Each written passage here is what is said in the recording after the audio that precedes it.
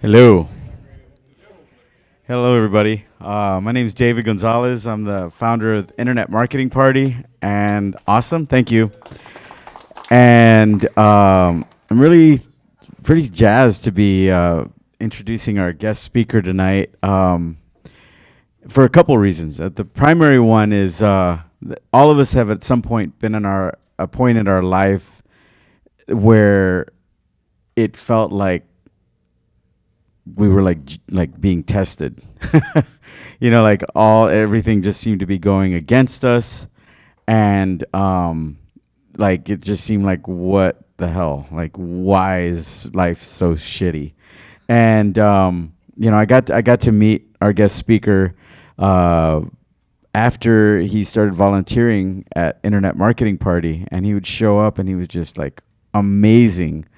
And one day, Anna Cummins, our event coordinator and operations diva, said, Tyler's amazing. He's just like never complains, and he just always does stuff, and you should get to know him. And so we went to dinner, and he shared with me this story that floored me. Tyler worked in a church in Mississippi, right? Or all over. Yeah, in Pennsylvania. And he had just been married for about a week, and then they got pregnant, and then he moved his family to this church in like another state, and things just didn't go well, and the church closed down after he moved there, and was left in a situation for 2 years where just nothing went well. And one day he calls up Greg and says, dude, they've been best friends for years. And Greg says, dude, come on down. Come to Austin. We'll figure this out. And I'll cut to the chase and just say that it's been 2.5 years now. And Tyler just had his first $4,000 day yesterday and is making more money passively now than he's ever made in his life. So like, if he just stops working, money's going to keep coming in. And I don't say that to make it about the money as much as about the story of, I asked Greg, I was like, what's something I can brag about Tyler? And he said, well, he gets the job done. Like, he just puts his nose to the grindstone. He like whatever needs to get done, he does. And so to me, it's not about just getting information, but as much as it is about knowing that who you're getting the information from has a formula by which they get the results that you're about to learn. And I'm inspired by you, and I just wanted to say I'm honored and just feel really lucky to get to be introducing you. And thank you guys for coming to watch this today, because there's a lot of things you could be doing. It's weather's crappy and Corona's like out there like trying to get you. But yeah, you decided to be here tonight, and having hosted meetups and things like this every month for the past 11 years creates a thing where you start to see who shows up regularly, and that showing up starts to over time show up in the kind of car people are driving, the kind of neighborhood they live in, and the kind of way that they hold themselves. And so I just want to acknowledge you for being here tonight, because I think there's something to be said for showing up. And so with that in mind, I want to give just a quick plug to our sponsor, Capital Factory, that provided this gorgeous environment and setting for us, the venue. And I also want to acknowledge, it sounds weird for me to say it, Internet Marketing Party's the other sponsor. And so raise your hand if you've ever been to an Internet Marketing Party. All right. So those of you that have not been to an Internet Marketing Party, I highly recommend you do. And unlike this, Internet Marketing Party has like a $37 or a $47 entry fee, but it's one of those things where everybody that goes regularly. So like they wouldn't keep going if it wasn't worth it. And if you've never been, I'm going to give you a number that you can text, and then you'll be able to go for your first one for free. All right. So just I guess I could give you the number now. Do you guys want it now? Yeah. All right. Cool. Anna, it's Anna Cummins' number, and her number is 512-554-1433. And she's been with us for about 3 years, so don't try anything sneaky. If this is not your first one, she'll know. And so getting back to the topic of showing up, you've shown up tonight. Obviously, it's good that Tyler showed up tonight, but the reason he showed up to be presenting this to you is because he showed up every day for the last couple of years and did the work. And, I encourage you to keep doing that. And life just keeps getting better. So with that, let's give it up to showing up and to Tyler O'Brien. See you. Awesome. Thanks. It's awesome to be here. I'm going to stick to my PowerPoint because I will go off on tangents really quickly. So this is a lesson in SEO, how to get page one organic traffic from Google without being on page one. And I know that sounds a little weird. And so tonight, everything that I talk about, I'm going to start here, and everything is just going to be a circle that all connects in the end. I'm going to be sharing kind of a process, a blueprint, a formula that I've been doing for 2.5 years diligently. I haven't been doing anything else in addition to that. It's all that I've been doing. It's been my singular focus, and it's been an absolutely incredible journey. So I have a couple of questions, and the first one, I'm going to make everyone participate tonight by raising your hand. Who has been to Awesome before? Who has been here at least once before? Very cool. Now raise your hand if you haven't been here before. Okay, we're about half and half. That's really, really cool. And David already mentioned it, but who has been to the Internet Marketing Party before? Raise your hand. Okay, cool. And in the spirit of making everyone raise their hand, who hasn't been before? Cool.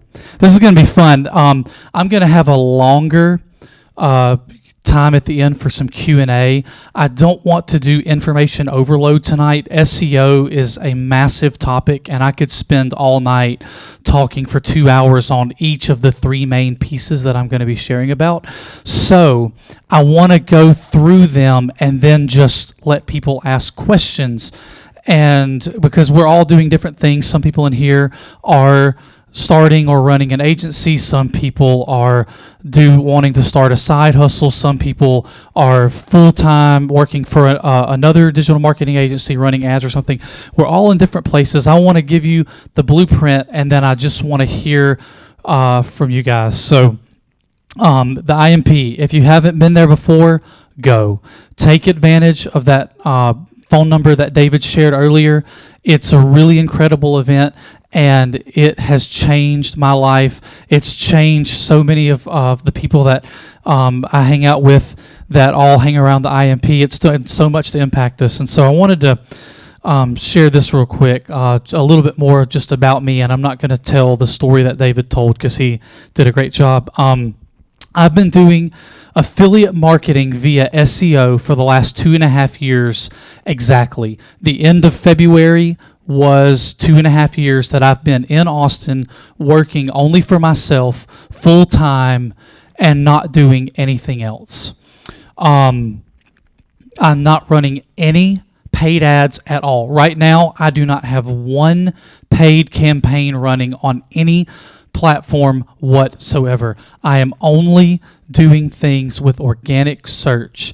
So everything that I talk about, every figure that I throw out there, this whole process is only creating content and ranking organically. I don't have any clients. I'm not really an agency. Affiliate marketing means that I sell other people's products. Can I see a show of hands of who's familiar with affiliate marketing? Okay, about half and half. So to quickly define affiliate marketing, it's simply selling other people's products for commission. So someone has a product for $1,000, the commission is 20%. You get a link. If someone clicks that link and buys the product, you get 20%, and the company gets the rest. It's that simple. It's essentially commission, but in the online marketing world, it's affiliate marketing.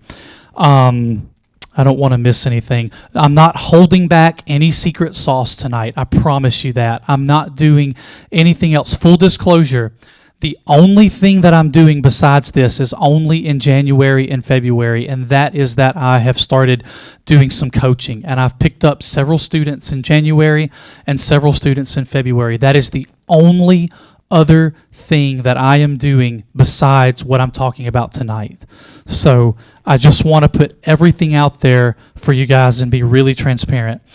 I'm creating content for products and letting those pieces of content rank and get organic traffic from search engines, aka Google, which is responsible for over 90% of searches online.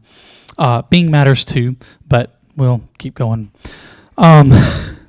I'm from small town Mississippi. Greg Jeffries over here in the corner is, we've known each other since we were 3 years old in the same little church in the little town in Mississippi. And David already shared how he and I came out here to start doing some of the stuff that he's doing. Our hometown is home to the largest university in Mississippi, Mississippi State University. So I have a bachelor's degree in psychology. Then I became an ordained minister. I was in ministry for almost a decade, right around 9 years. And I used to speak and sing in front of people twice a week. So it's awesome to be up here tonight because I haven't spoken to a group of people like this in a couple of years. And this is my first time speaking ever in the digital marketing space. So it's really exciting, really glad to be here doing that. And so I was in ministry, used to speak, and now I'm a digital marketer. And I'm sharing that because, I added a slide. Sorry, I've messed with this. This is what I wanted to hit.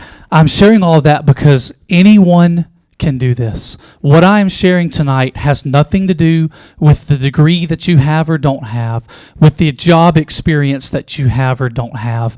This isn't agency stuff that I'm talking about tonight. This is solopreneur, one-man show. I do this from home every day, running affiliate products. I have no employees. I haven't even 1099 somebody for some contract work in a number of months. It is just me doing this process over and over and over. What was on this slide? Oh yeah, Greg and I have always been interested in making money just outside of just have a career and work for 35 years and retire. So we tried a lot of things. We tried MLMs, network marketing. We've paid for plenty of high-ticket coaching courses and training. We could never quite find the thing that worked for us, and nothing ever really panned out. And so what I'm talking about tonight stems from a course. Greg's got an entire course about this, and we have a very large group of people who are doing this every day all across the world, and it's really cool.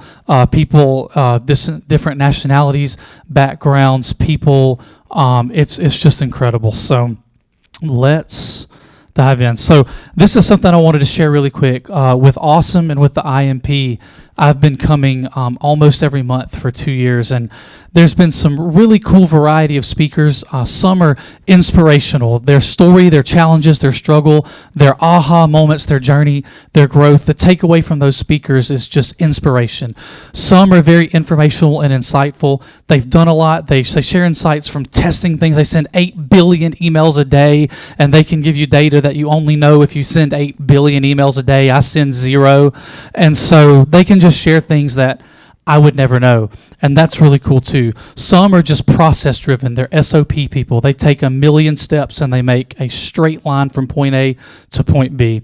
Some are very creative.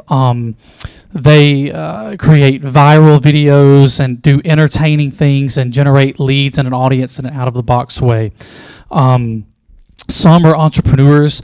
They really deal in businesses. Their currency is businesses. If they need a customer support team, they just buy a business for sale that has one. And they teach how to buy businesses, sell businesses, and do all this amazing things. Some are just financial, just capital and generating money is their gift, and they're at the heart of everything they do. And then lastly, some are technical.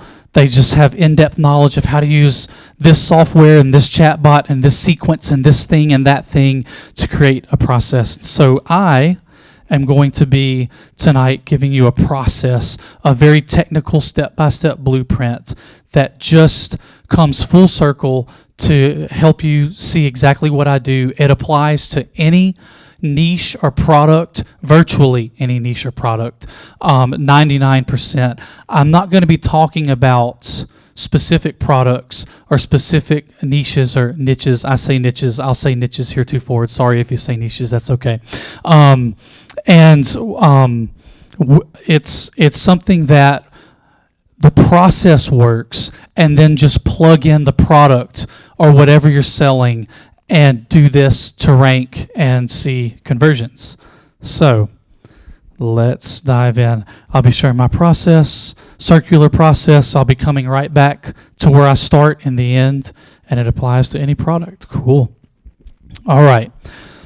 This is the 4 main things that I'm going to be talking about tonight. Keyword research and competition analysis for those keywords. Creating content, building quality links, and ranking for low competition keywords, and then moving forward to medium competition, and then moving forward to high competition.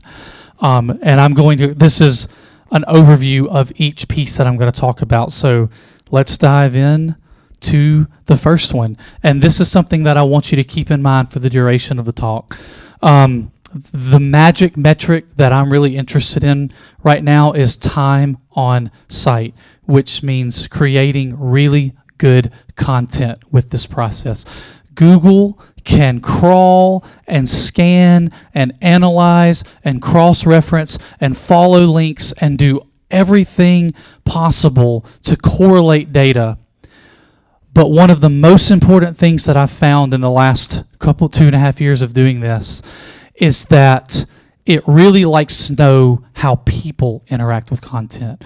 And so if you're sloppy in this approach, it could really inhibit your results, because when people come to your site and they stay there and they actually read, that's how Google can really judge that people like what they're reading, and this is good. Because spam exists because people figure out how to game the system, and it's a cat and mouse game. But when people interact positively with something, Google knows this is good stuff. People read this, people click through. This is a good piece of content, and that's going to help you over time. Does that make sense? Awesome. Cool. Now let's dive into keywords. The first piece that I want to talk about tonight is keyword research. I am interested in all of the keywords for a product, not just the buyer keywords. Is anyone in here in some form or fashion doing SEO in a side hustle or in a job that you have or in a business that you're running at all? Okay. a very small handful. That actually excites me because I'm very excited to talk about this tonight because it's something that you can go home and start doing.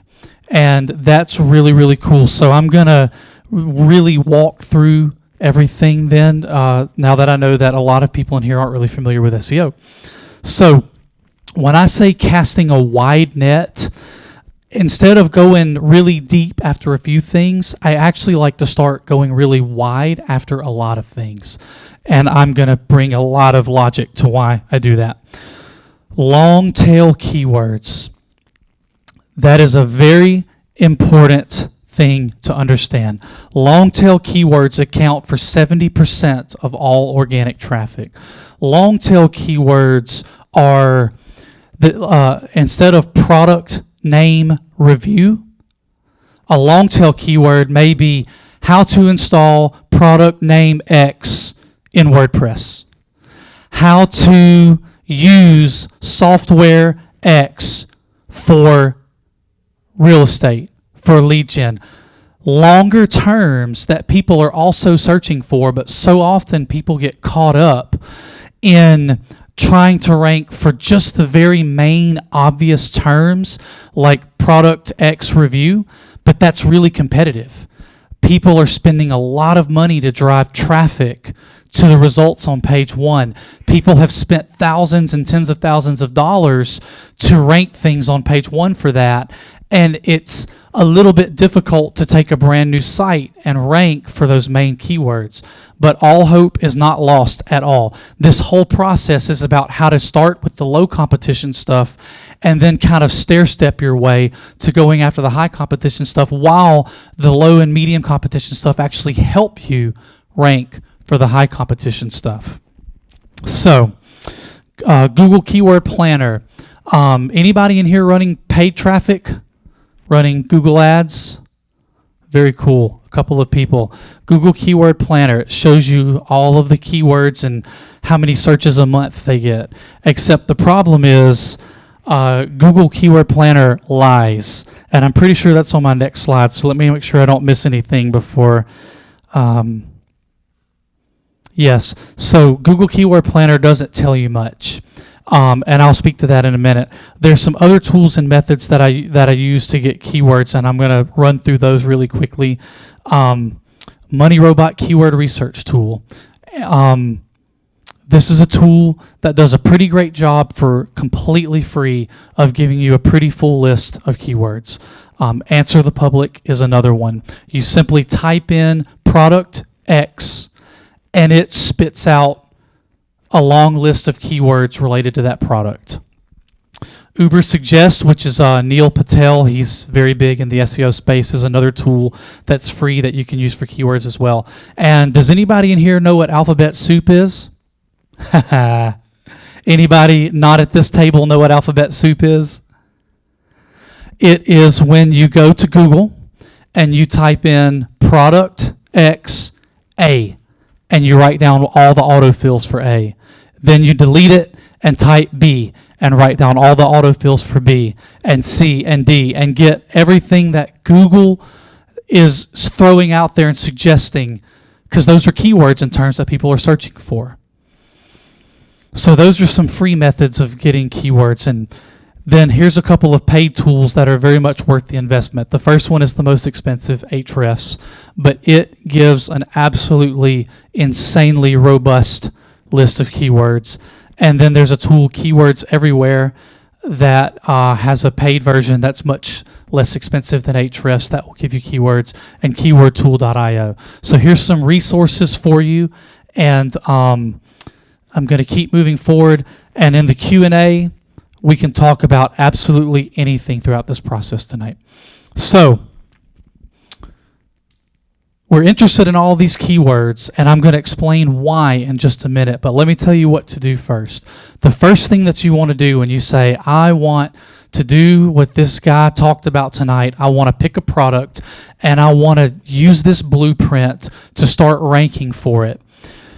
Go ahead and educate yourself on the product and write a really nice main review article for it. Make it great. learn everything that you can, become a self-made expert quickly on that topic, on that product. I want to sell this product. I want to know everything about it, and I need an article that tells the reader everything they could ever want to know about it. Search the web, find every other review, go to the product page, dig around and read absolutely everything, and create a great main product name review.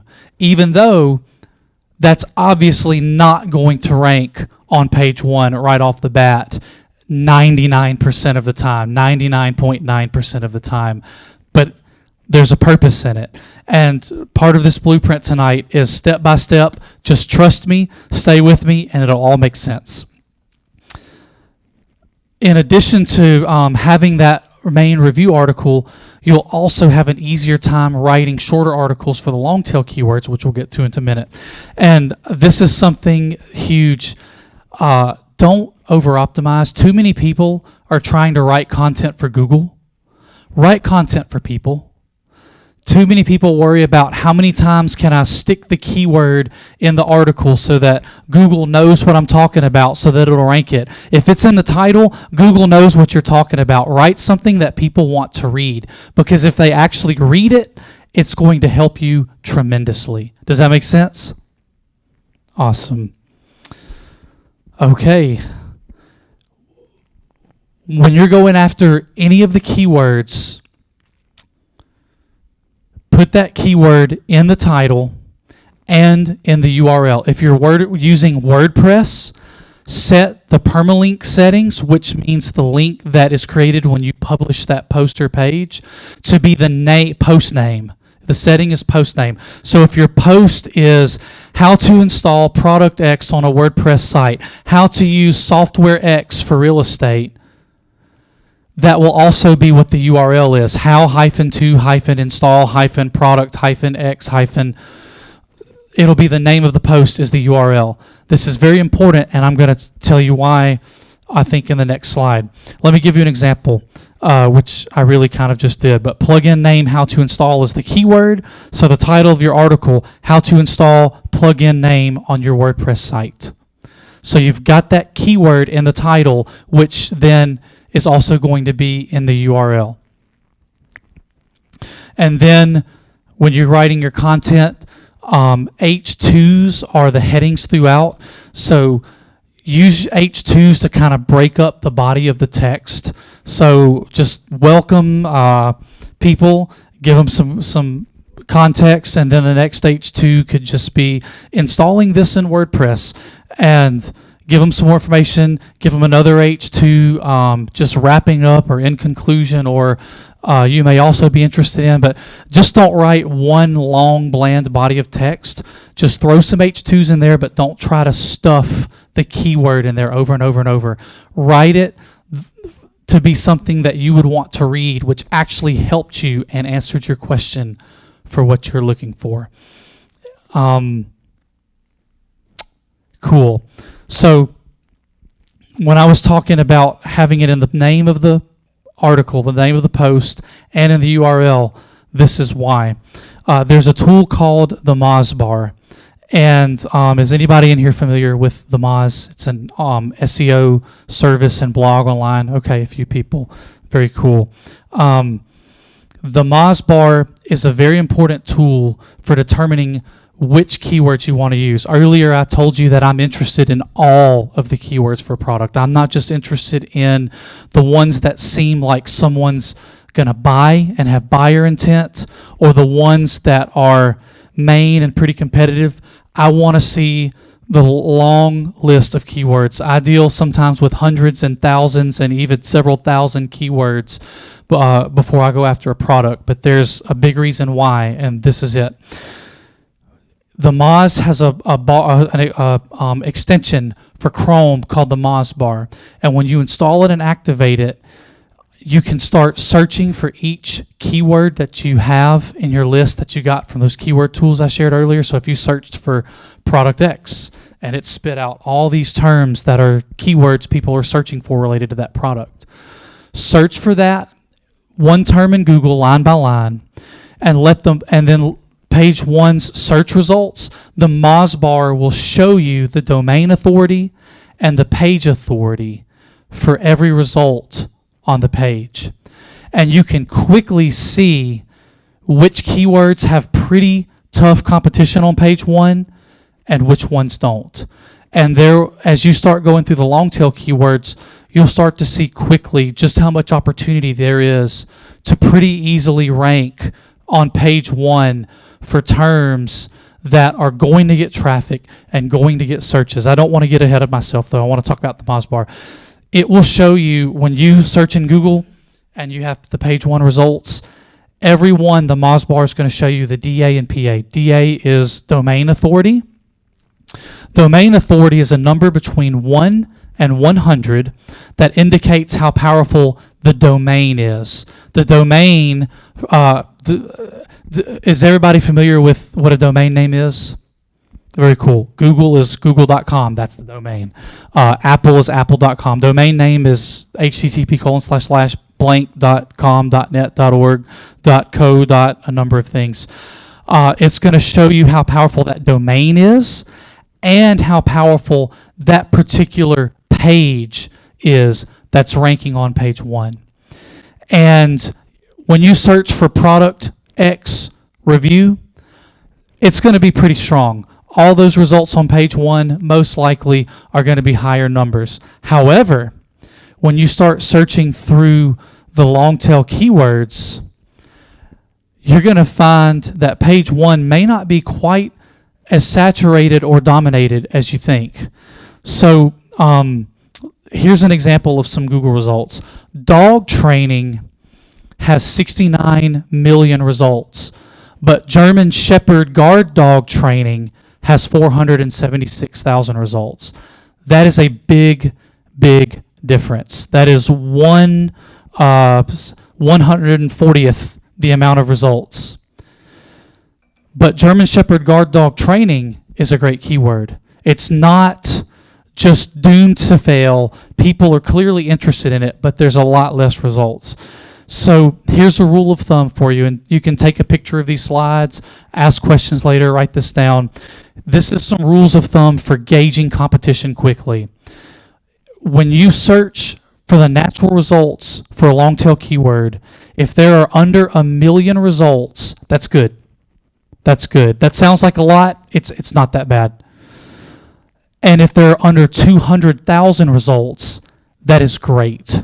That is not, most of those results are junk.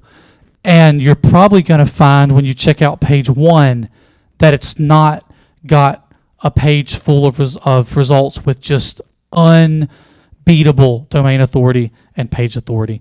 And so researching competition, I want to continue on here. Here's a trick. Type in the Google search bar all in title : and then that long tail keyword. How to install product X in WordPress. How to use software X for real estate. Type that in after the all in title, and you can put it in quotes, which means only exclusively in that order. And if you don't put it in quotes, it means any title that has all of those words in it in any order. And it's good to look at both and make a note of how many natural results there are.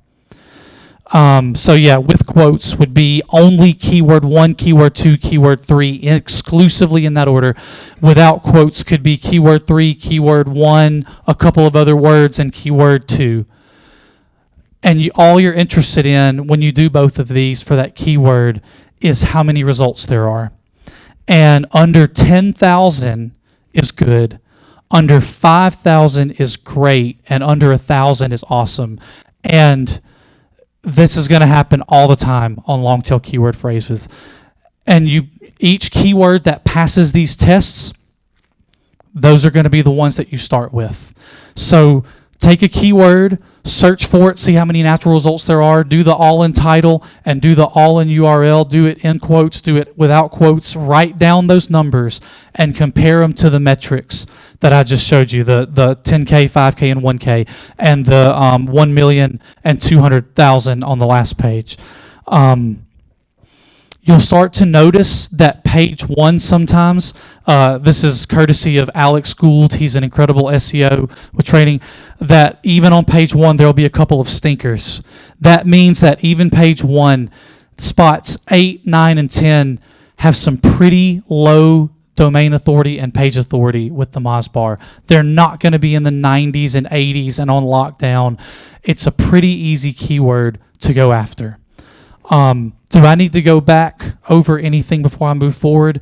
I'm going to open up for questions later, but does anybody need to get pictures of those slides or those numbers or metrics or anything? You good? Okay, cool. I'm getting the thumbs up. Let's keep moving. But what about traffic? Nothing I've told you had anything to do with actually seeing how much traffic that keyword's getting. Only how much competition there is to rank for it. Our collective experience with my students, with Greg's students, with those of us that are doing this is that Google Keyword Planner lies. When you go to Google Keyword Planner and you search for product X and it gives you a list and it says there's all these terms and there's these terms that get 1 to 10 searches a month, time and time and time again, when people are ranking for that keyword, they get significantly more traffic for that keyword than what Google Keyword Planner says there are searches for it a month. It is not uncommon at all for a keyword that Google says gets 1 to 10 searches a month to be getting dozens, 50, 100, even more. And this happens all the time. And so, sorry, let me just collect my thoughts for a second here. Go back. There we go. Cool. So I missed one thing down here. So when you're analyzing these keywords, start making a list of which ones are really easy. When they meet this awesome under 1,000 results, make a list with those. So you're just going through this keyword list that you got from these free tools, or if you get Ahrefs or some of the paid tools, you're going one by one, plugging them through this process. Make a list of all the keywords that have under 1,000 results, and those are going to be low competition. Make a list of all the ones that have under 5,000 results, and those are going to be medium competition. And make a list of all of the keywords that have under 10,000 results, and those are going to be good but still higher competition than 5 or 1. So now you're breaking your keywords out into what's competitive, what's not so competitive, and what's pretty low competition. Does that all make sense? So just measure them against these metrics. All right. So that's keywords in a very condensed nutshell. But those are metrics that will absolutely help you when you start to do this. So you've already written your main review now. It's very detailed, very high quality. You've given people everything there is to know about this product so that people who are searching for it can find out what they need to know. And now you have your low, medium, and higher competition keywords segmented out in lists. So now it's time to dominate this product. The next step is to start writing shorter articles for each of the long tail keywords. And again, that long tail keyword goes in the title, and make sure that your site, especially if you're using WordPress, which is what I use and teach and coach through for people building sites like this for affiliate marketing, is set to where the URL is the name of the post. So it just hyphenates between each word. So your keyword is in the title of the article and in the URL. And you can create articles now because A, you're educated on the product. When you wrote the main review, you took time to become very thoroughly educated on everything there is to know about this product. And for long tail keywords, you don't have to write nearly as long of an article. You can start to crank out multiple a day, even if you're doing this as a side hustle on nights and weekends. You can go through this list of low competition keywords, and they're just questions. Google searches are queries. A query is also known as a question. People are just asking questions all day long on Google about everything under the sun. They want to know how much something costs. They want to know how to use it. They want to know how to install it. They want to know what people use it for. They want to know who wore what dress to this event. They want to know all kinds of stuff about current events. People all day long are asking Google questions, and these keyword tools are telling you exactly the questions people are asking. One of the favorite things that I love about what I do is it's like being a door-to-door salesman, except you wake up every day and the customers come and knock on your door, and they're like, hey, you've got this product for sale. You've got this super-duper vacuum cleaner. I'm highly interested in it. I'm this close to buying. Just give me a little nudge, and I'll take it. It's absolutely fantastic. You're creating content for the questions people are already asking, already searching for, and just saying, hey, here's what you want to know. For many of these long-tail keywords, especially the low competition ones, there's really not much to say. They get to be pretty specific questions. So write no less than a 500-word article, which is really not that long. By the time you welcome your reader and do a little bit of just steering towards the question they've asked, and then you answer it and you kind of close out. It's pretty easy to hit 500 words, but you don't have to write an ultimate review. You're just going question by question that users are asking, and you're going after the ones that there's not much else out there ranking for those questions, and then you're going to move to medium and you're going to move to high competition, but I'll get to that in a little bit. Quality matters, because remember the magic metric all throughout this process: time on site, people reading your stuff. Just engage with your reader, answer the question of this long tail key phrase, add an image or two, use featured images in WordPress so your blog page looks good if people ever just end up at your site /blog. Here's all these pictures and titles and a snippet of these articles. Here's all these articles in this category about this product, and move on. It's really not that complicated. The longest part is the beginning. You're doing a ton to learn about your product and write a main review. You're doing a lot to go through hundreds or sometimes a couple of thousands of keywords and segment them out into a list. But now you can really get moving more quickly by going after the long tail keywords with these shorter posts. The low competition stuff is going to rank sooner. Why? Because it's low competition. Because you already searched for that keyword, compared it to all those metrics that I shared earlier, and put it in a column that said there's not a lot out there for this. Even page 1 is not that strong and full of absolutely insanely high quality, incredible content for this keyword. Good content means time on site. Your readers will be on that page, which is going to start to give your site domain authority and your pages page authority. And that's good, because as you start to move to the medium competition, you've got traction. You've got eyeballs coming to your site, reading these articles, and actually staying on there and not bouncing in 10 seconds because they're low quality or seem spammy. You've taken the time to do it right. And once this starts to take off, it's absolutely beautiful. You're going to be building your own domain authority and page authority, as opposed to only going after the high competition stuff, which would always be buried in Google. If you're not on page 1, you're not going to get much traffic. If you're not on page 2 or 3 or 4, you're never going to get any traffic. And if you're only going after high competition stuff, you say, man, I want to be a blogger. I know how to write excellent reviews for products. Yeah, but if you only have to go after product X review, it's going to take you forever to get any traction. This is a way to start working towards being on page 1 for the big stuff, but starting with the little stuff. Does that all make sense so far? Cool.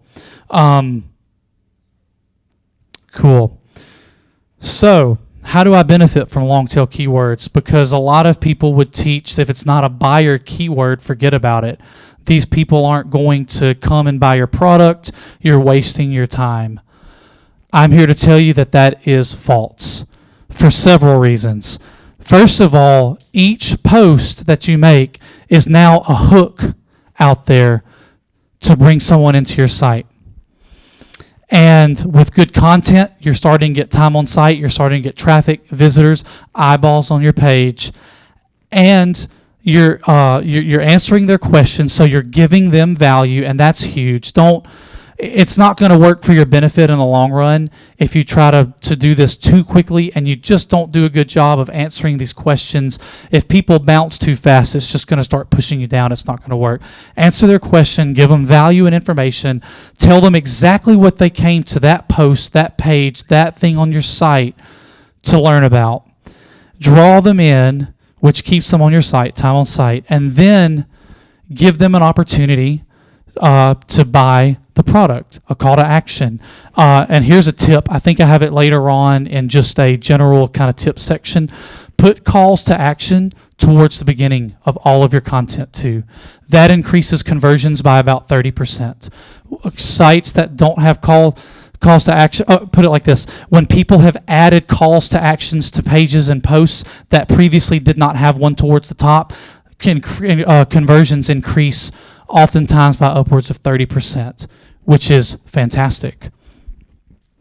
Give them an opportunity to buy towards the beginning, and give them an opportunity to buy at the end. Hey, here, I hope this answers your question. If you haven't purchased this product yet, check it out. Here's the link. Go and check it out. That's your affiliate link. So once they go there and they buy, you get paid. If they don't buy now, they're cookied. And if they buy within 30 days, 60 days, 90 days, sometimes 180 days, cookies, you still get commission. And the traffic now is free. You're not running an ad budget. You're just ranking organically, which is one reason this is fantastic to start as a side hustle and ultimately grow into as a main business, main income stream. So after you do that, here's how you start to do what I said in the title, getting traffic to page one stuff without being on page one. Hey, do you want to know more about this product? Here's our ultimate review. Check it out. Click this link. So you just ranked for something low competition, but you're going to start to get eyeballs on product X review, which is extremely high competition. You're not on page one for it, but you wrote it. It's good. Now you're going after the Longtail Keywords and saying, you've got a question?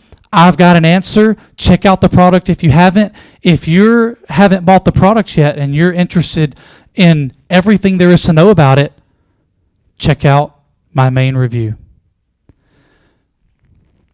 So I'm starting to come back full circle now to where we started.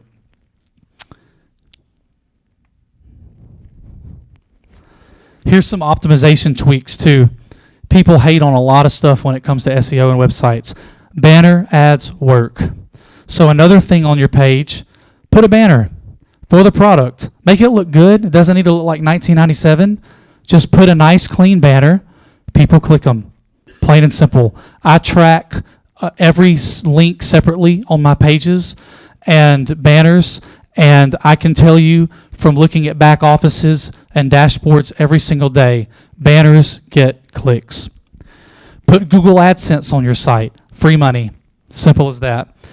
Use the sidebar on a WordPress kind of blog style site to keep a permanent link to just check out our ultimate review, our ultimate guide to this product. That's persistently there. So all these long tail keywords are just hooks to pull people into your site.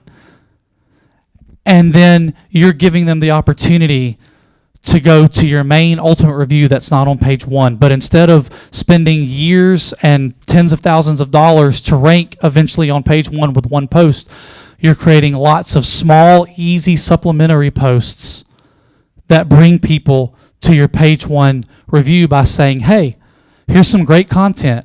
Here's the answer to your question. If you want to know more, here it is. You're going to get click-through eventually once you start getting traffic.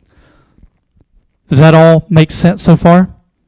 Cool. If it doesn't, there will be a Q&A, and there's some smart people in the room, and we will talk about anything that you guys want to.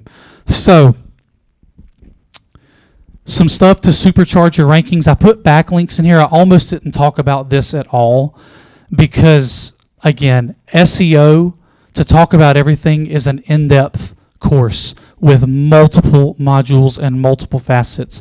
But for anyone in this room tonight that may be doing some SEO, and this is just where you're at, I wanted to hit on backlinks for just a couple of minutes.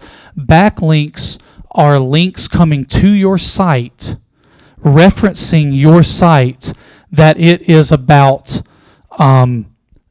what the content on the page is about.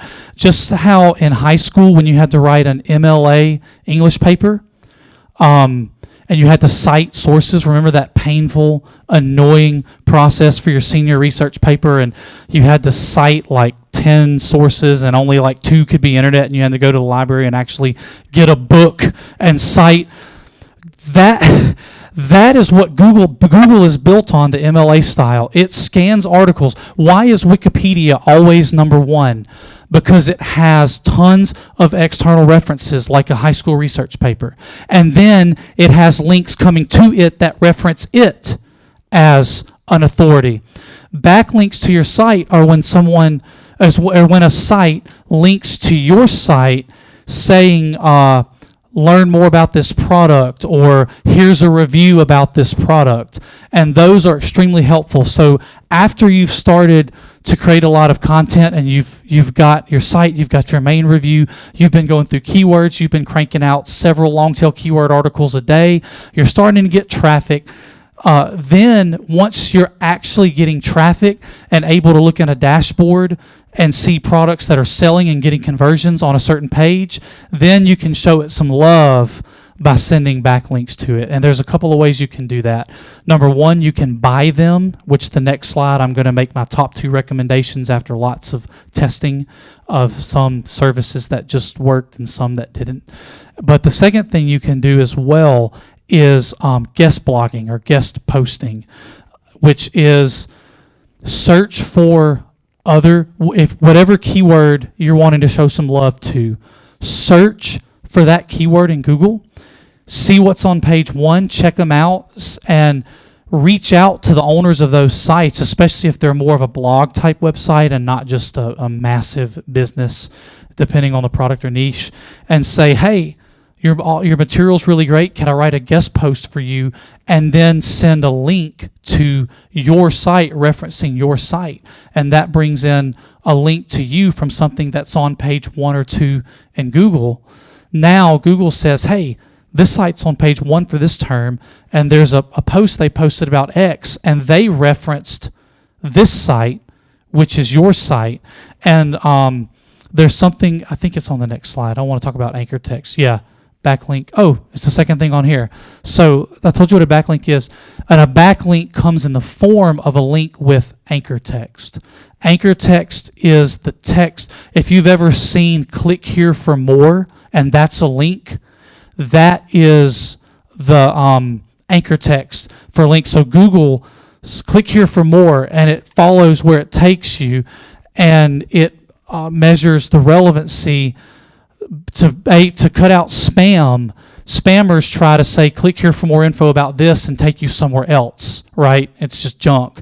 So Google eventually suppresses that. But when it takes you somewhere good, Google says, well, if this site's strong and they're saying, hey, click here for more info about this too, and they're referencing this site, that helps your site rank too.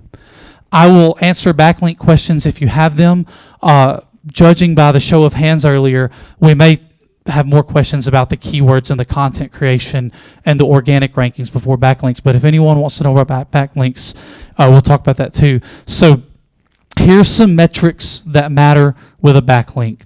Domain authority is not the only factor. When you go to these services that sell links, they'll say for X amount of money, you'll get X amount of links from sites that have at least a DA of 30. And that's the number out of 1 to 100. For more money, DA of at least 40. But that doesn't always move the needle.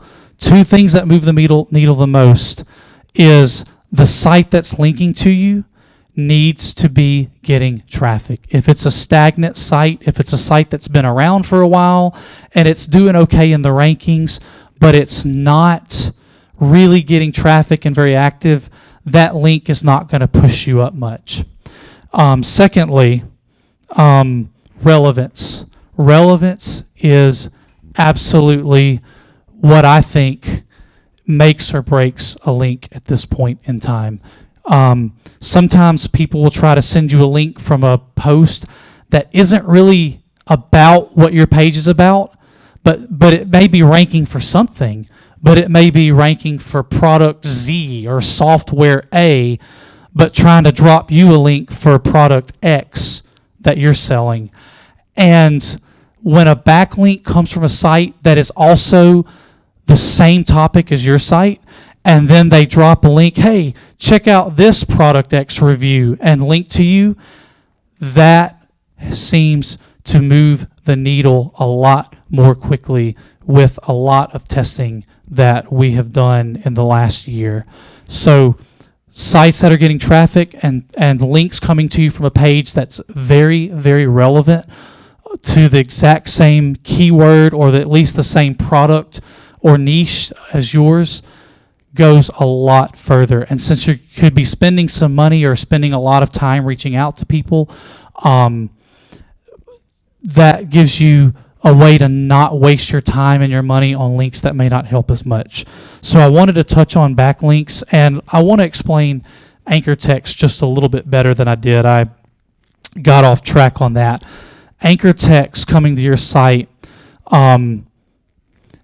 Let's take the post that's linking to you, and they're doing a post about product X as well. And then they say, also for more info, check out this product X review. Or they're talking about the product, and they say, here's how to install product X in WordPress, and link to your article about that anchor text for the link. That is what anchor text is and how the relevancy matters. So you don't want a lot of links that aren't too relevant to what you're talking about. It may be awesome to look in a backlink checking tool like Ahrefs Backlink Checker or Ubersuggest and see thousands of links coming in. But if they're not very relevant or not getting that much traffic, it may not move the needle and be nearly as awesome as it seems to see all these links in Google pointing to your site. So I hope that makes sense. I will answer any questions or clarify anything. I'm almost done with this. I think there's just a few more slides. These are some resources for buying links. Authority.builders is a great place to buy them. Their sites seem to all get traffic that they link from. And getmelinks.com, they're a little more expensive, but they create very relevant links. They create in addition to buying a link, you're really buying some content creation. They create content specifically for sending a link with the exact anchor text you want to your page. So there's a couple of really good resources after trying 10 or 15 services in the past year. Just check those out if you ever get to that point. But those are some very good back pocket resources with some big testing from me and some people that I work closely with. And Get Me Links, their blog is awesome. If you are interested, if this backlinks section is piquing your interest, if you're there, if you already know about it and want to know more, just read their blog. It's awesome. They've got some really incredible case studies and good stuff. So whether you're at that point now or later, Get Me Links has a great blog and a great service that creates content solely to send you the link that you're buying, which can move the needle a lot, especially on low and medium competition.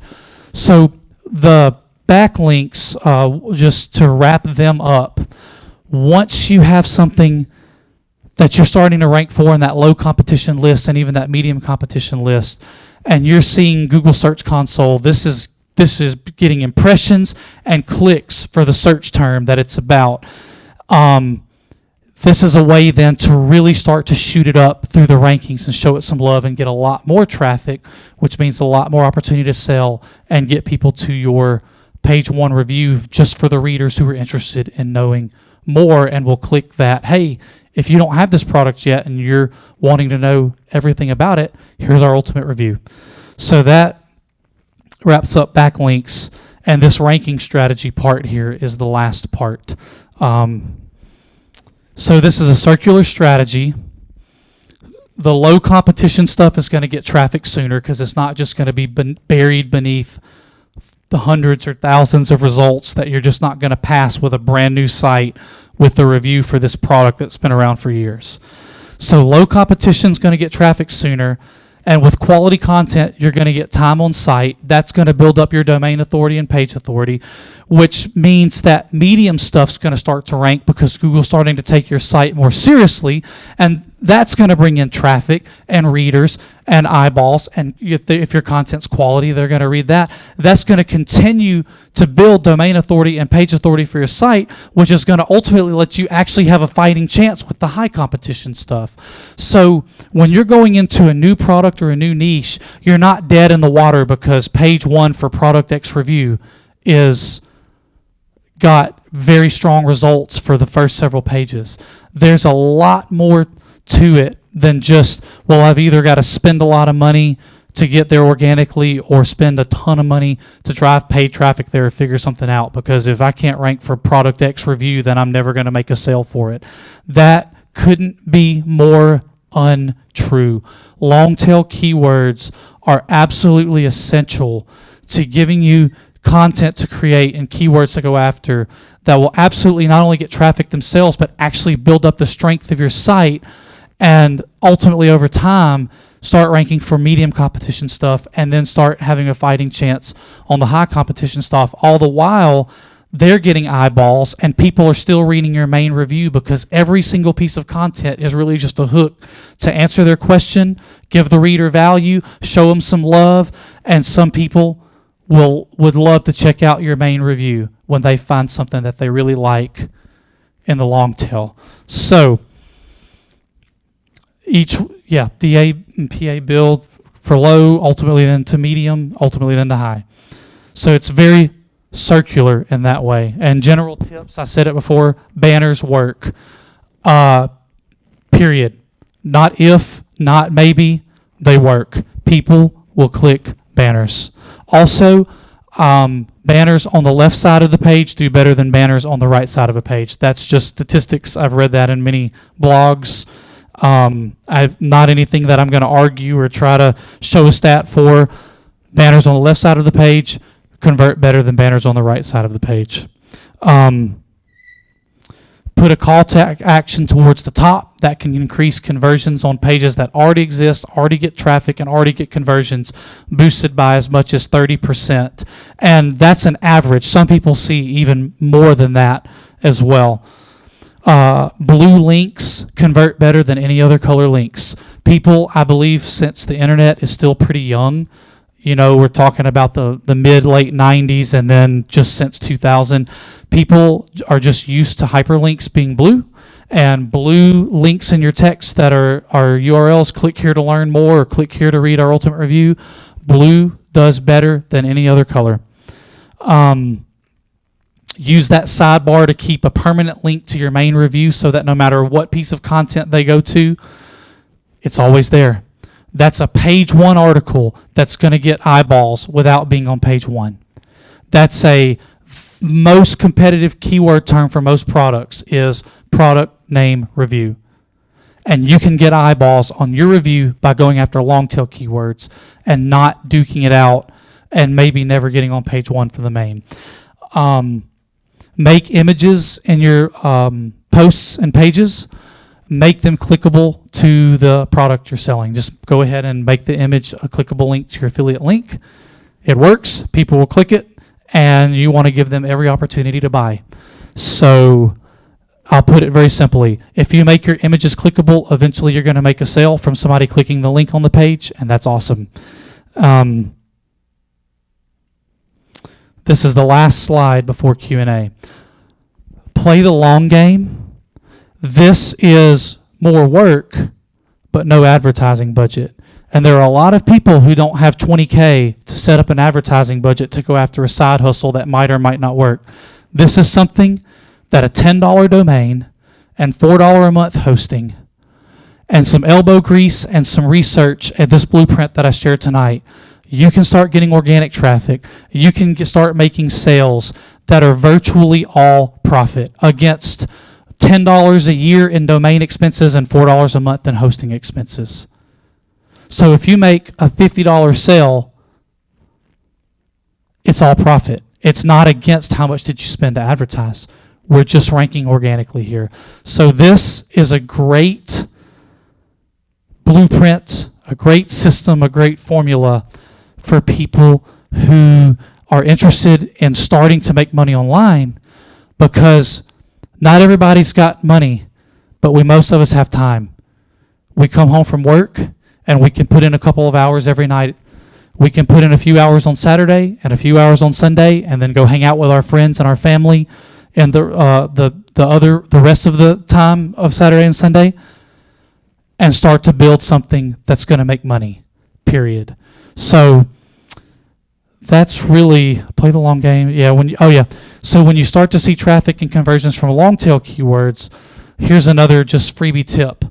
If you've written a 500-word article for a Longtail keyword and it gets a lot of traffic and it's converting really well, write a really good long article for it. Just write another article on your site for that Longtail keyword, and even just bring stuff from your main review and just put it in there, because obviously, even though Google may not tell you, people are searching for it. You can't argue a dashboard saying you got X amount of conversions from this page and X amount of hits.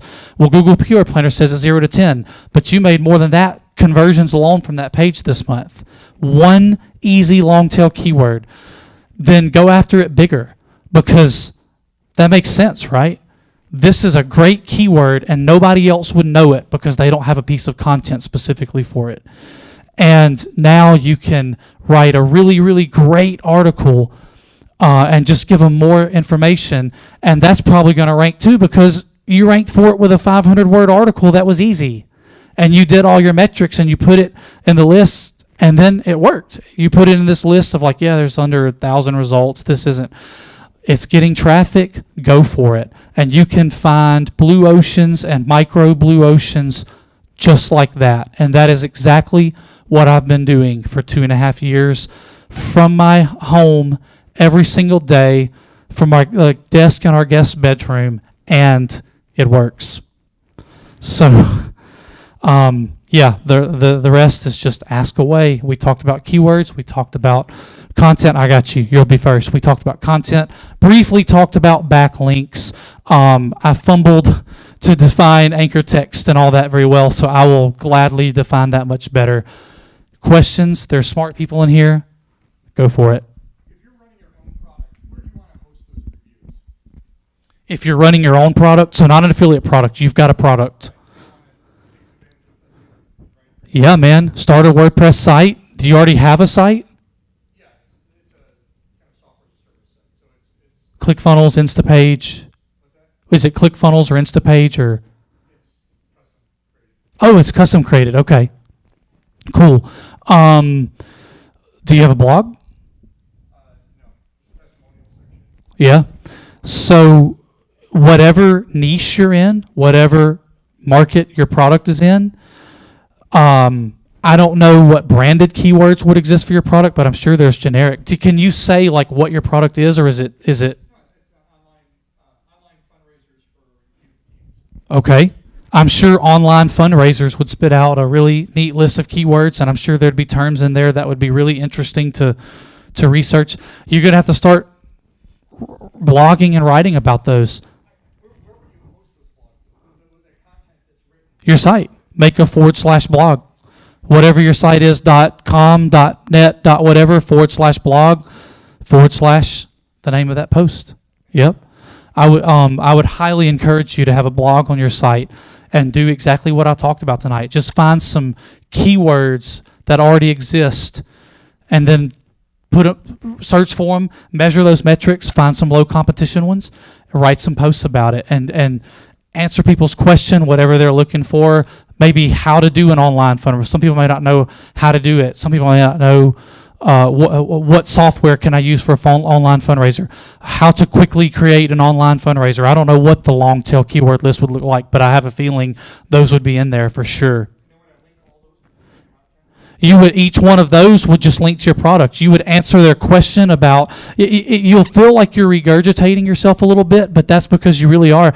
It's every single one of them is just, You've searched for an online fundraiser term. Welcome to our site. We're a product, blah, blah, blah. Online fundraisers are a great way to support a cause and help people who are going through difficult times and get your friends and family to quickly donate towards this thing that you want to do. Blah, blah, blah, blah. But we actually have the software to do it. Here's a little bit about us. And here's a link to our product page for more info. And now all those are hooks to ultimately send people to your product page to buy. Here it is. Buy now. Add to cart. Whatever. Make sense? You're just not an affiliate. You're selling your own product. Go ahead. So, other than the URL for the keywords, long-tail keyword, and the title, what other things can you do with that long-tail keyword to support it right? So that when I talked about don't over optimize, right, for humans, I do not try to stuff keywords in the text much, especially with this strategy, because it's in the title, and Google sees that quickly, obviously. It's in the URL, so it's very evident. I will put it in the body a couple of times, but you'll just see people that just feel like Google needs to know 18 times in 3 sentences that it's about this keyword. And that doesn't read well as a human. You know what I mean? You just keep reading. In our Ultimate Product X review, we're going to be giving you everything in our Ultimate Product X review that you need to know so that our Ultimate Product X review can help you to be better at using Product X because of our Ultimate Product X review. That's not a great sentence. Google already knows.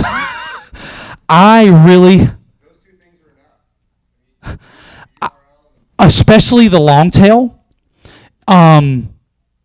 Especially the long tail. The ultimate review is really, really long. Let me mention one thing about your ultimate review too. You can, and that's going to be several thousand words sometimes.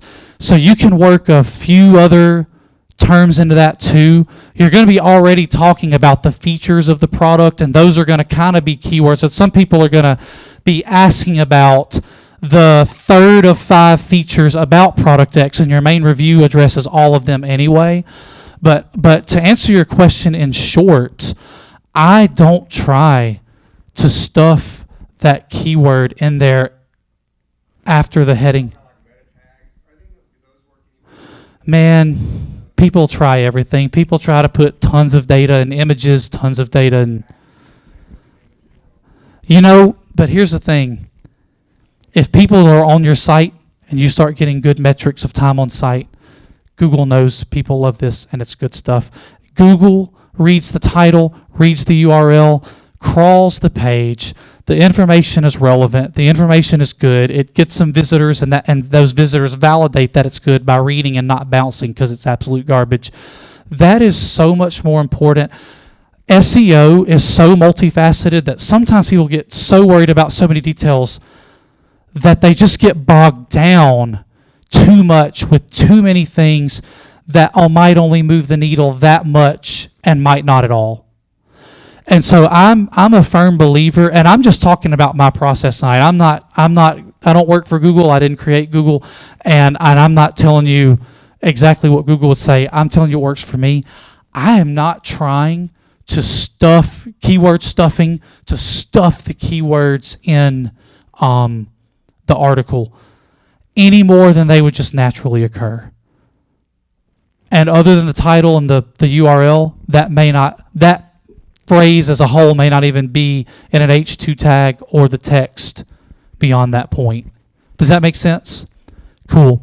Did I answer your question okay too about just create a blog and cool? I want to make sure that I got you, man. Cool. Go ahead. You're all good? All good for you too? Yep. I just think good content rises to the top. Personally. Personal experience, that's all. I got you.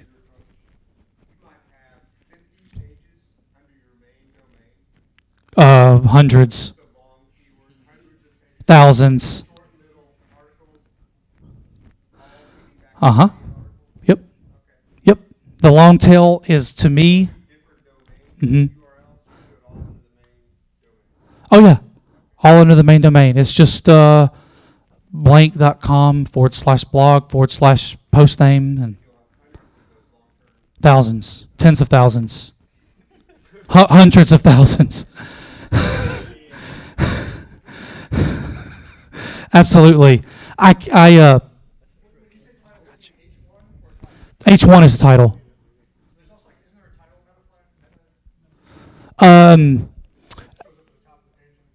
Yes, and there's like the meta description. You're talking like the bottom, the meta title and the meta description. That shows up in the search engine. But if you don't edit any of that, it just pulls your title and the first 180 characters of your post. It's okay. No, don't worry. Don't let me. I want to answer questions and give as much value as I can tonight. So there's title, and then there's H2s and body, and there's H3s and H.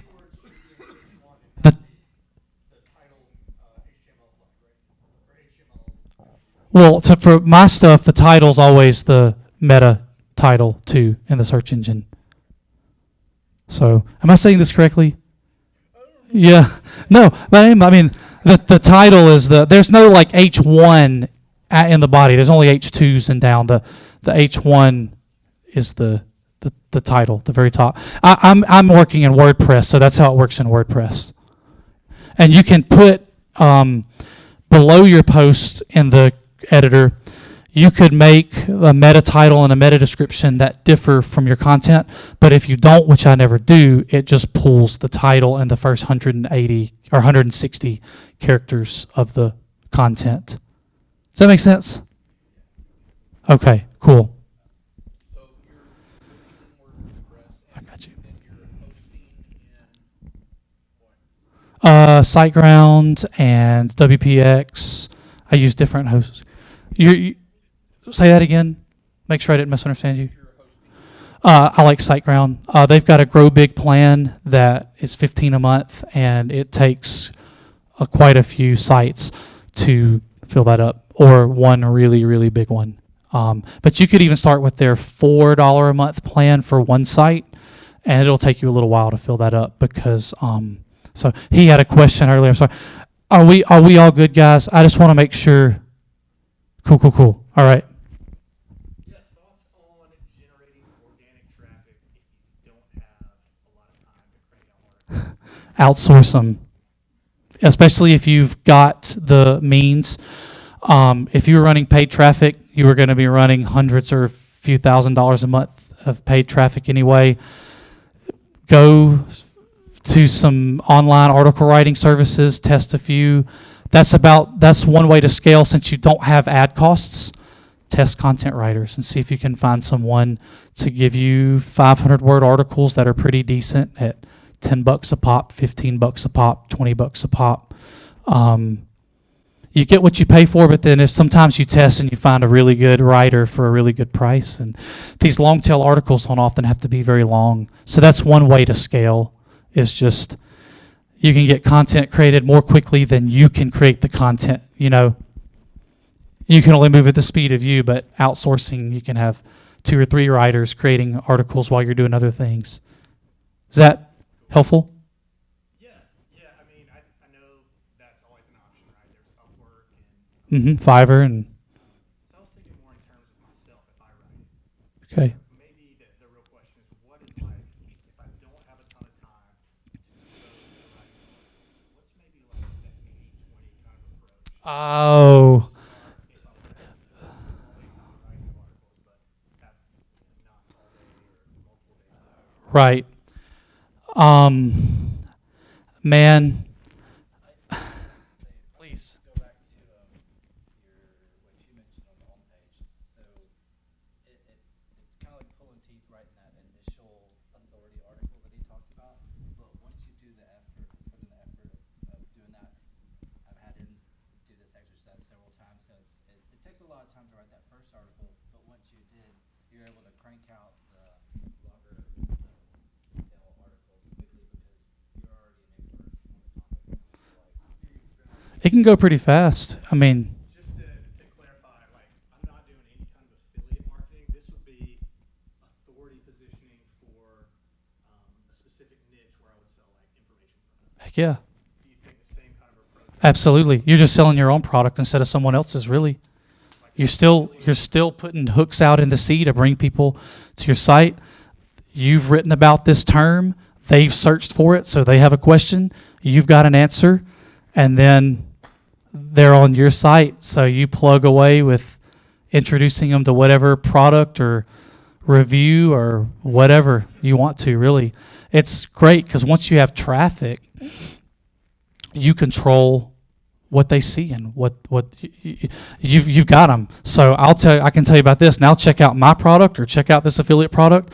Maybe there's a couple of other banners for related products too, and you never know who'll be like, I've seen that before. I actually just want to click that. And you're like, I made a sale of this from that site because somebody clicked the banner. But yeah, I mean, just like I mentioned, plugging them to that main review to really get them for that affiliate product. Send them to the page where you're selling your own product. You know? Am I understanding what you're asking correctly? Yeah, no, it makes total sense. My end goal is to get them on the email list. Yeah. I think everything For sure. I should have put that in the general tips. Capture emails. There you go. That's always another good thing too, because remarketing in paid ads, you run paid traffic, you run a retargeting campaign that costs less, but it still costs. In SEO, you're getting organic traffic for free, collect emails, and remarket for free. So email marketing to me is the remarketing of SEO. Have you ever experimented with botting with some of these articles, or do you just have you create every single one? No. Are you talking about like maybe Article Forge or something that like? Or just any bot? Like on any tool, how to do that? I was just curious because you said you had thousands, so I figured that you would do it. Yeah, I've done a whole lot of manual elbow grease. I've tested a few things, other things. Mixed results. The process that I'm describing tonight, if you do it manually, you're going to get the best results, because anytime you start to get into spinning something, bots, automation, you get a degradation of the content quality. And if you start getting bounces and less time on site, you could ultimately detract yourself from your own good and your own goal, right? So, yeah, I get you, and there's a lot out there. I'm familiar with some things, but at the same time, I think for this blueprint and for anybody that's listening tonight, whether you've got your own products or affiliate products, this is just a circular way to do the keyword research in your niche, find out what's low competition, go after them, get traffic, and send them to either your own product page or the affiliate offers product page. You know what I mean? But yeah, always just quality's going to go down when you start spinning, or like Article Forge. And I haven't used it yet. It was mentioned to me a few months ago. I looked at it once. It crawls and supposed to piece together an article and do all this stuff. AI is going to get better as time goes by. I imagine that's going to have a major impact on, you'll be reading content that you think's by a human and it was actually by a bot, but I don't know of anything that writes like a human right now or anything. And I think that's good for the long play for someone to just kind of do what I'm doing, like, and dominate the keywords around a product. Go ahead. So right now I'm about to create like a WordPress resume type, also like a profile of my work. I'm like trying to get more into marketing and like IT as well. But does WordPress itself have like certain analytics type tools within the site, or do you really have to like go outside for something that's like affordable? With me doing affiliate marketing, I'm looking in Google Search Console to see what queries the page is getting impressions for and how many clicks. And I'm using the dashboard to track which pages are converting. And I can correlate that data to say this page is getting traffic and converting.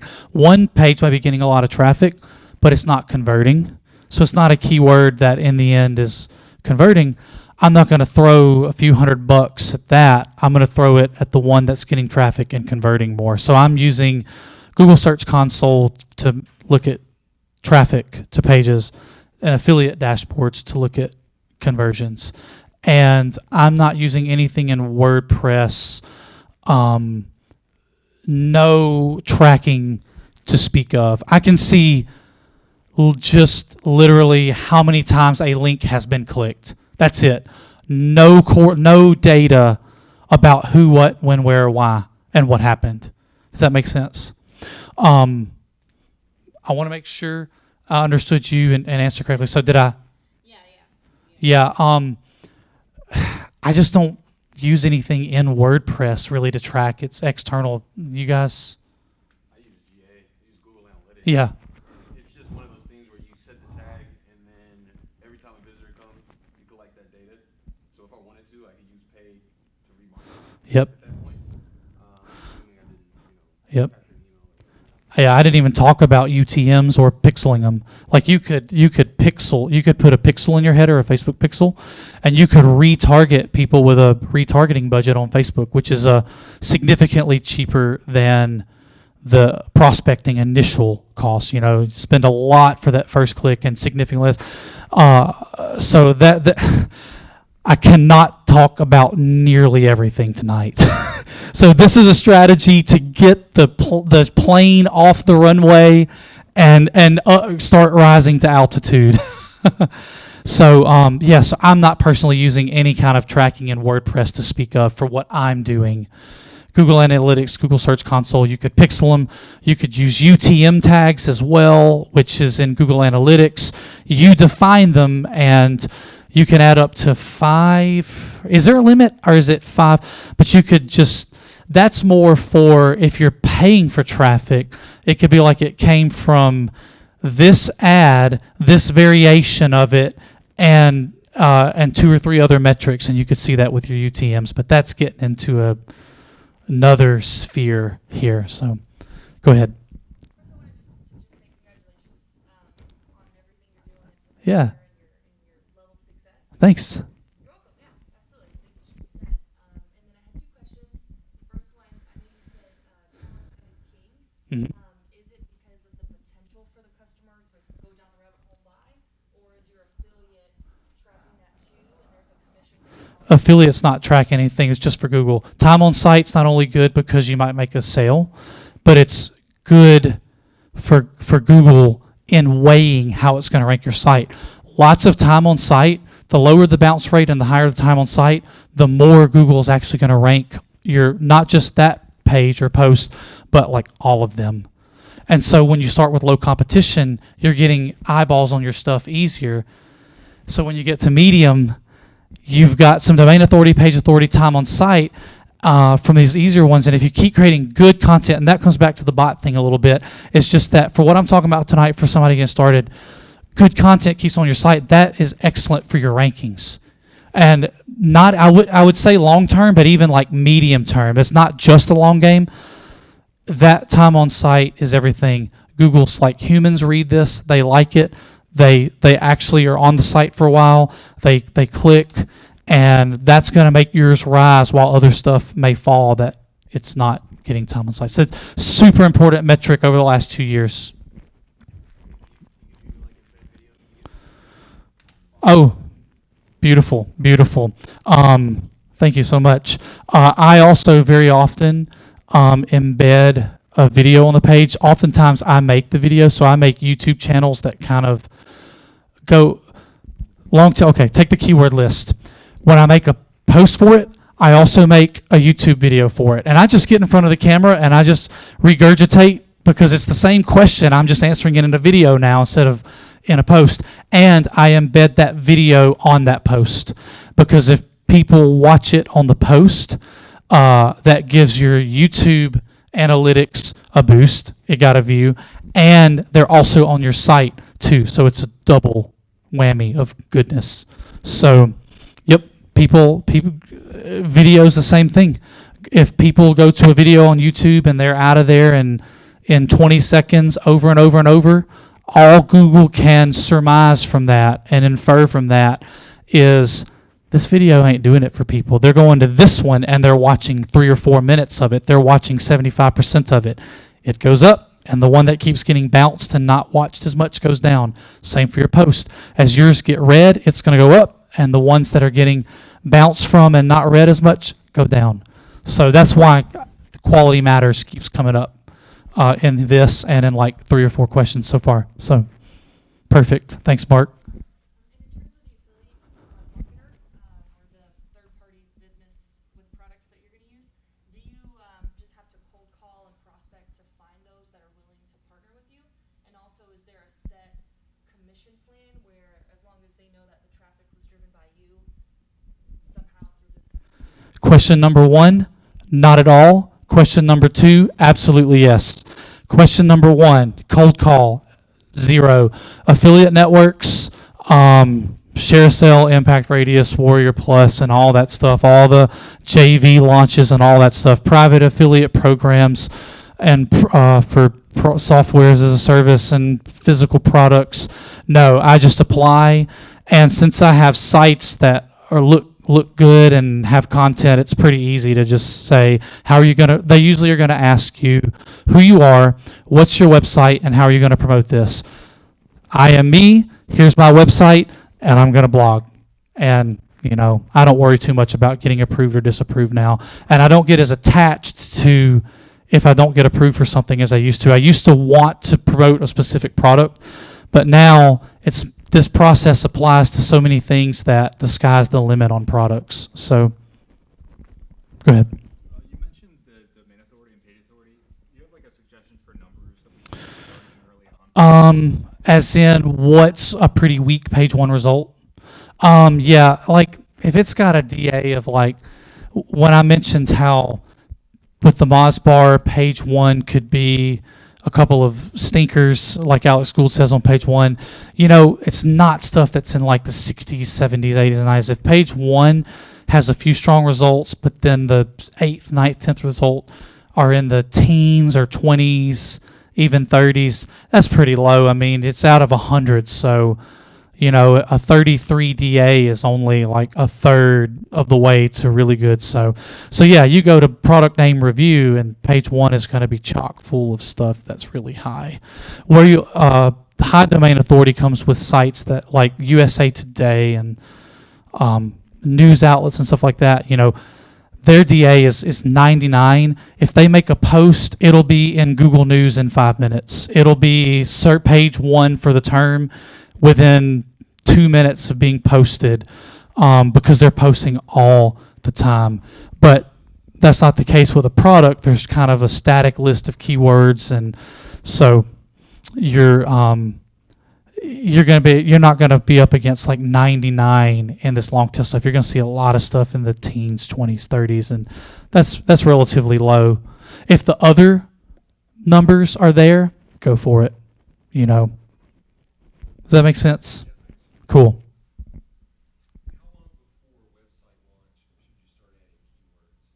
How long before? I don't follow that.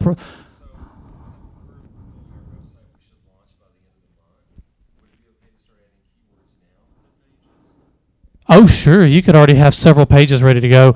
I don't worry. I used to worry about should I post, like, especially if you're outsourcing. Let me use an example here, but I'm going to answer your question. Give me 30 or 45 seconds.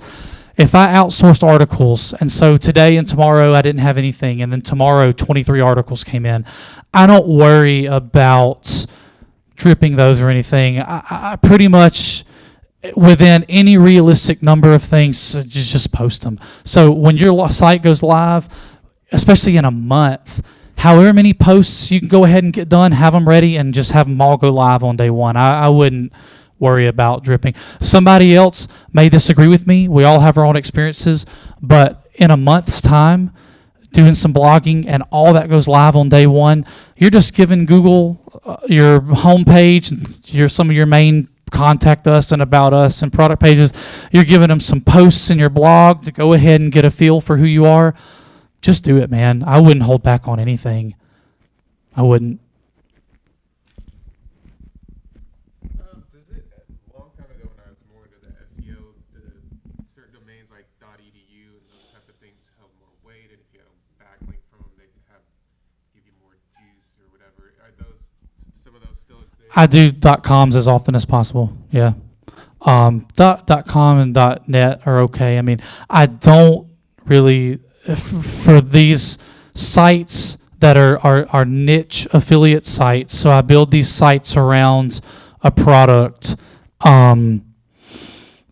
They're pretty much all .coms. Especially nothing beyond .com, .net, and .org. I don't touch .co and all these much more modern TLDs than the OGs, you know. So yeah, but basically I'll find a .com to work with.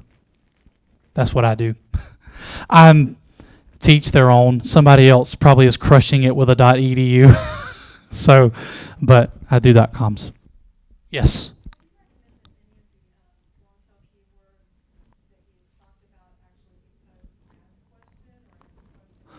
Your title can be like a question. I think people can appreciate that. Talking about getting in the head of your reader and creating content for your reader. Your title of your article could be, how do you install plugin X in WordPress? Or how do you use, or how to use, no, that's not a question. How do you use software X for real estate? How do you use software X for lead generation? Absolutely. You can have a question for the title of an article, and the keyword is in there. If it's software X for real estate, it's all in there. That's important. As long as all the words are in there, they don't have to be in order. They're in your title and the URL, and it's all good. That's my 2 cents on that. Cool.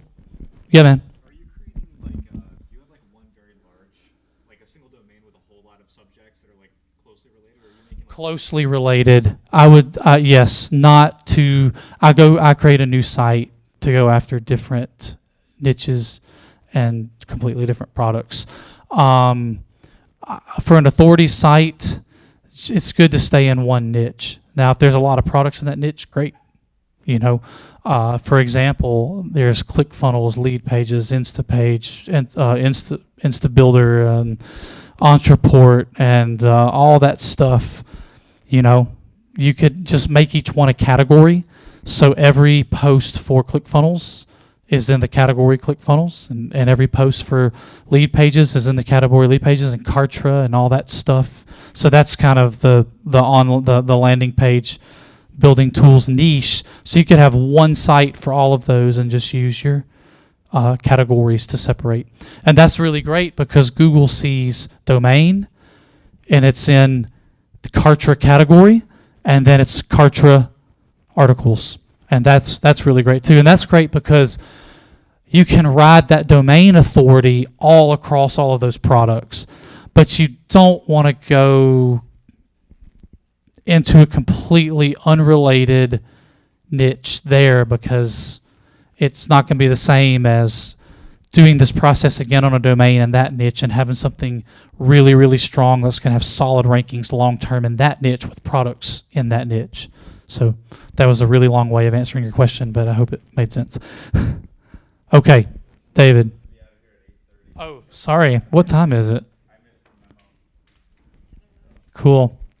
Well, you guys have been awesome. Thanks so much. If you have more questions, like I said, I'm doing some coaching now, so you can reach out to me directly on Facebook, Tyler O'Bannon.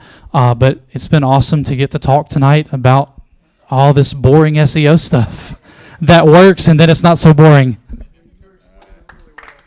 Let's get it up for Tyler. And dude, I really want to say, just you didn't make it boring. First of all, your accent is so charming. It's like